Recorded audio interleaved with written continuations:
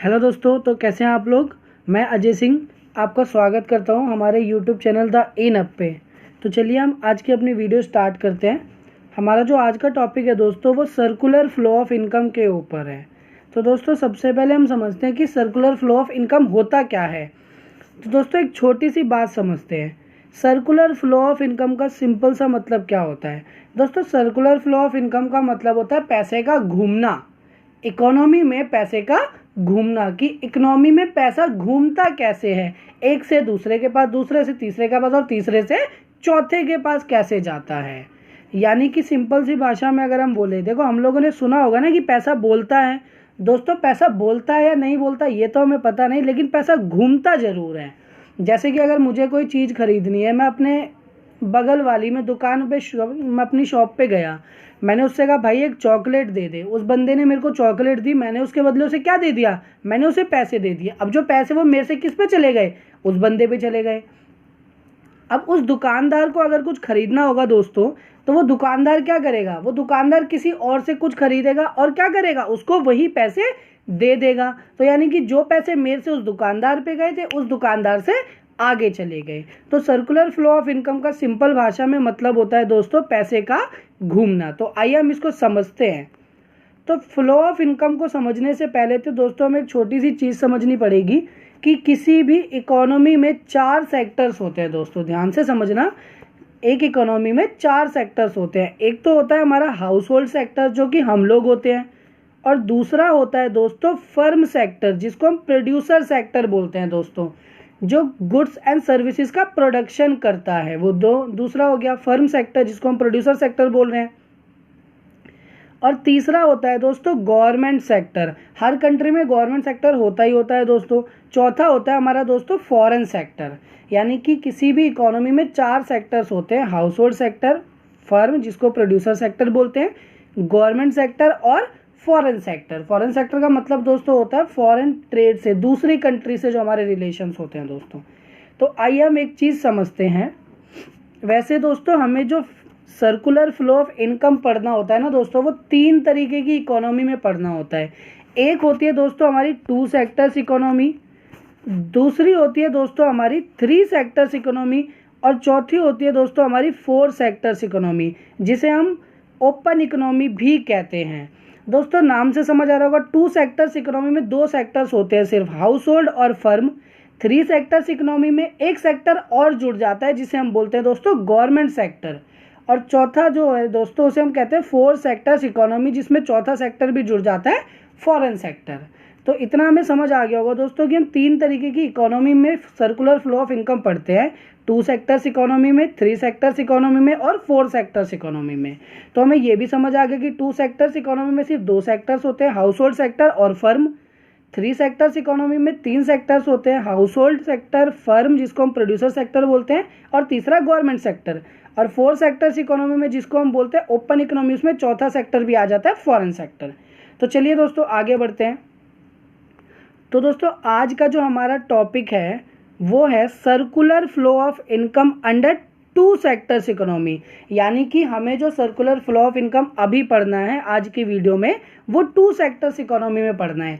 यानी कि वो इकोनॉमी जिसमें सिर्फ 2 सेक्टर्स होते हैं, एक हाउस होल्ड सेक्टर होता है दोस्तों, और दूसरा होता है हमारा बिजनेस सेक्टर जिसको हम प्रोड्यूसर सेक्टर या हम फर्म बोलते हैं दोस्तों। तो हमारा जो टॉपिक है circular flow of income under 2 sectors economy, यानी कि 2 सेक्टर्स इकोनॉमी में पैसा कैसे सर्कुलेट होता है, पैसा कैसे घूमता है, किसके बीच में, इन 2 सेक्टर्स के बीच में, जिसका नाम है हाउस होल्ड सेक्टर और एक हमारा फर्म यानी कि हमारा बिजनेस सेक्टर। तो एक बार दोस्तों पढ़ के देखो इसमें क्या लिखा है।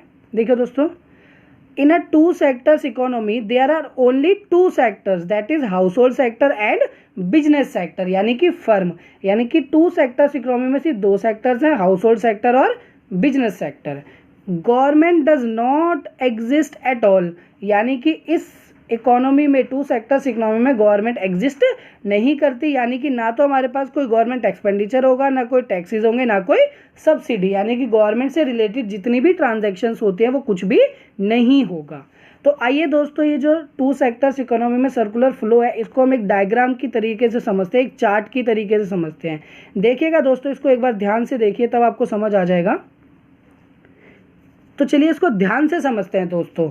अब हम इसको एक चार्ट की फॉर्म में समझते हैं दोस्तों। सबसे पहले इकोनॉमी में हमें गुड्स एंड सर्विसेज बनानी होती है ना, हमें मतलब हमारी अर्थव्यवस्था को, हमारी इकोनॉमी को, हमारी इकोनॉमी को क्या चाहिए, हमें बनाने हैं गुड्स एंड सर्विसेज। और गुड्स एंड सर्विसेज बनाने का काम किसका होता है, फर्म का, यानी कि हमारे प्रोड्यूसर सेक्टर का।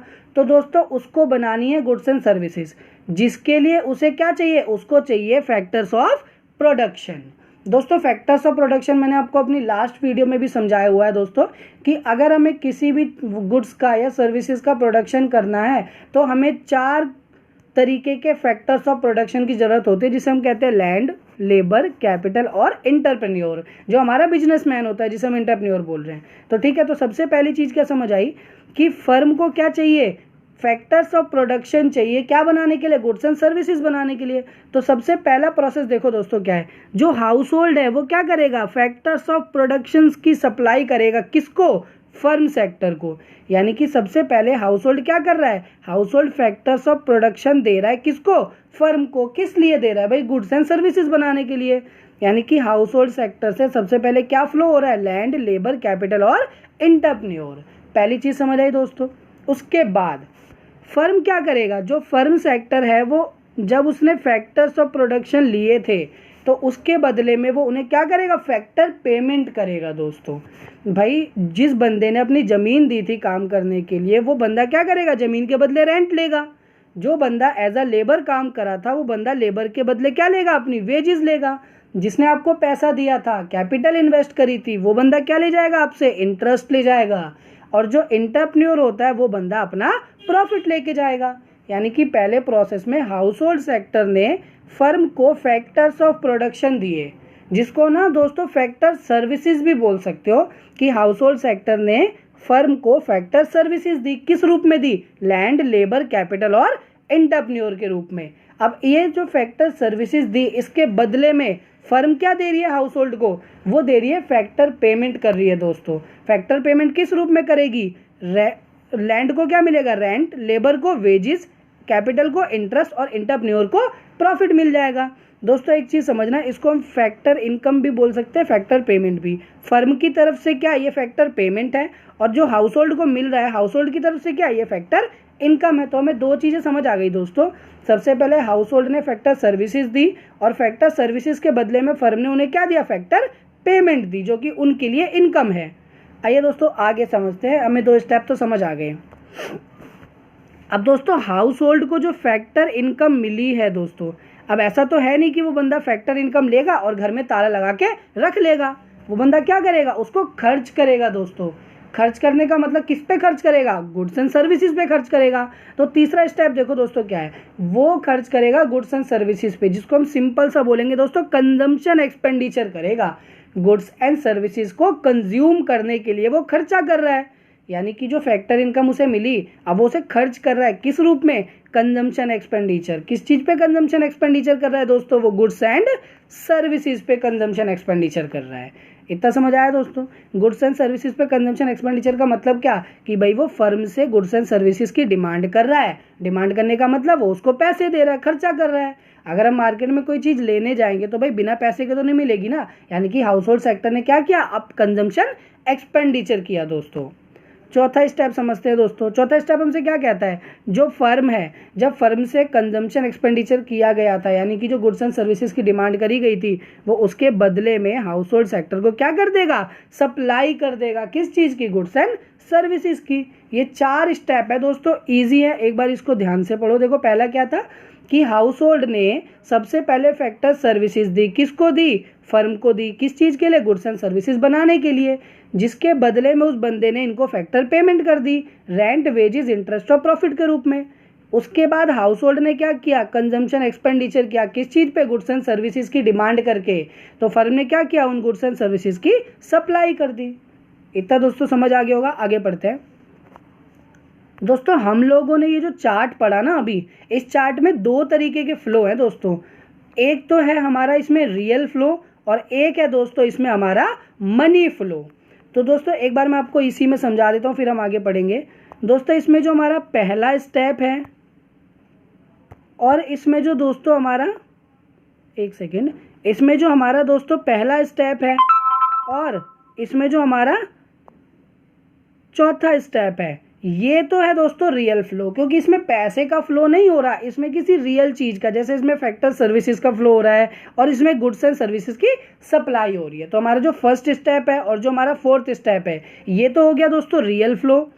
और फिर जो हमारा मनी फ्लो है दोस्तों, हमारा जो सेकंड स्टेप है और जो हमारा थर्ड स्टेप है दोस्तों, वो आता है मनी फ्लो में। क्यों? यहाँ पे मनी का फ्लो हो रहा है। फर्म ने हाउस होल्ड को पैसा ही तो दिया है ना फैक्टर पेमेंट के रूप में, और हाउस होल्ड ने जो खर्चा किया है वो भी पैसा दे के ही खर्चा किया है दोस्तों। तो आइए देखिए, इसको हम थ्योरी के रूप में पढ़ते हैं दोस्तों। क्या लिखा हुआ है देखिए, there are two types of flows, पहला रियल फ्लो, दूसरा मनी फ्लो। देखिए आगे मैंने इसमें लिखा हुआ है फैक्टर्स ऑफ प्रोडक्शन यानी कि पहला वाला step, and goods and services यानी कि फोर्थ वाला स्टेप्स रिप्रेजेंट रियल फ्लो, और फैक्टर पेमेंट यानी कि सेकंड वाला स्टेप, कंजम्पशन एक्सपेंडिचर यानी कि थर्ड वाला स्टेप रिप्रेजेंट्स मनी फ्लो। यानी कि पहला और चौथा स्टेप रियल फ्लो को शो करता है, क्योंकि वहाँ पे रियल चीज़ों की सप्लाई हो रही है, फैक्टर सर्विसेज की सप्लाई हो रही है, गुड्स एंड सर्विसेज की सप्लाई हो रही है। और दूसरे और तीसरे में दोस्तों पैसे का फ्लो हो रहा है, मनी का फ्लो हो रहा है दोस्तों, इसलिए हम इसको मनी फ्लो बोल देते हैं।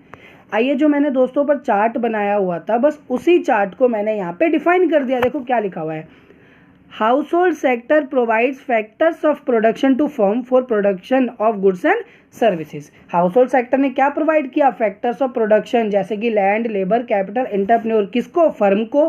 किस चीज़ के लिए? गुड्स एंड सर्विसेज के प्रोडक्शन के लिए। दूसरा स्टेप देखें दोस्तों क्या था, in return household receive factor income. जो उस बंदे ने, जो हाउस होल्ड ने factor services the land, labour, capital, entrepreneur के रूप में, उसके बदले में उसे क्या मिल गई? फैक्टर इनकम मिल गई। अब उसी फैक्टर इनकम को हाउस होल्ड क्या कर रहा है, देखो क्या लिखा है, house hold will spends there income on consumption of goods and services. दोस्तों जो हमारा तीसरा स्टेप था, हाउस होल्ड क्या करेगा? अब उन पैसों का कंजम्पशन एक्सपेंडिचर करेगा, गुड्स एंड सर्विसेज को खरीदने पे पैसा खर्च करेगा। जब वो गुड्स एंड सर्विसेज खरीदेगा तो लास्ट स्टेप क्या हो जाएगा हमारा, जो फर्म है वो गुड्स एंड सर्विसेज की सप्लाई कर देगा। देखो दोस्तों क्या लिखा है, firms supply goods and services. तो ठीक है, आई होप दोस्तों आपको ये सारा टॉपिक समझ आ गया होगा।